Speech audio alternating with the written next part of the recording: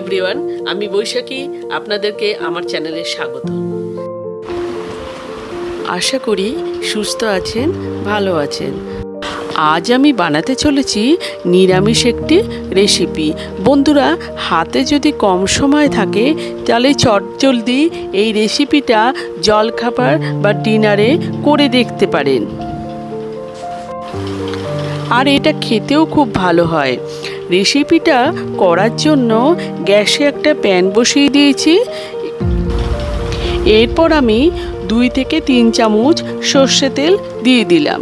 তেলটা গরম হয়ে গেলে 1 চামচ পাঁচফোড়ন আর একটা তেজপাতাকে ছিঁড়ে দিয়ে দিলাম।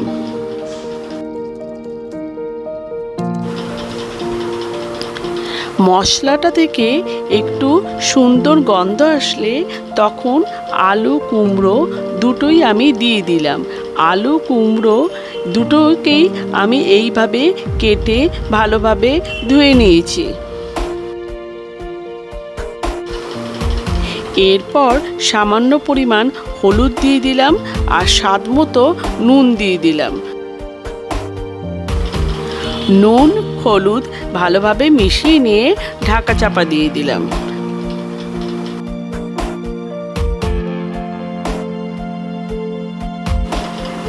5 মিনিট পর আলু কুমড়ো দুটোই ভাজা হয়ে গেছে, কিন্তু একটু সিদ্ধ হতে বাকি আছে।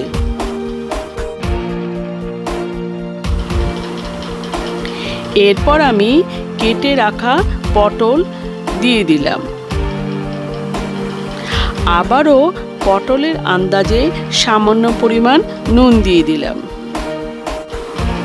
বন্ধুরা, আপনারা এখানে নিজেদের পছন্দ মতো সবজি অ্যাড করতে পারেন। এরপর কিছুক্ষণের জন্য ঢাকা চাপা দিয়ে দিলাম। এরপর পটলটাও আমার সবজির সাথে ভাজা হয়ে গেছে। এরপর 1 চামচ লঙ্কা গুঁড়ো দিয়ে দিলাম। ঝালটা আপনাদের পছন্দ মতো কম বেশি করে নেবেন। এরপর একটু নাড়াচাড়া করে অল্প জল দিয়ে দিলাম যাতে মশলাটা জ্বলে না যায়। এরপর 2 মিনিটের জন্য আমি ঢাকা চাপা দিয়ে দিলাম। 2 মিনিট পর তরকারির জলটা শুকিয়ে গেছে। আমি এখানে মিষ্টি ব্যবহার করিনি, চাইলে আপনারা মিষ্টি ব্যবহার করতে পারেন। এরপর আমি 1 চামচ মৌরি গুঁড়ো দিয়ে দিলাম। মৌরি গুঁড়োটাকে ভালোভাবে মিশিয়ে নিলাম। বন্ধুরা, এটা লুচি, পরোটা, রুটি সবার সাথেই ভালো লাগবে। আপনারা ট্রাই করতে পারেন। রান্নাটা আমার রেডি হয়ে গেছে, আশা করি ভালো লাগবে। এরপর আমি প্লেটে সার্ভ করে দেখাচ্ছি। আপনারা যারা আমার ভিডিওটা যে যেখান থেকে দেখছেন তাদের পাশে থাকার অনুরোধ রইল। Till then, take care, bye by.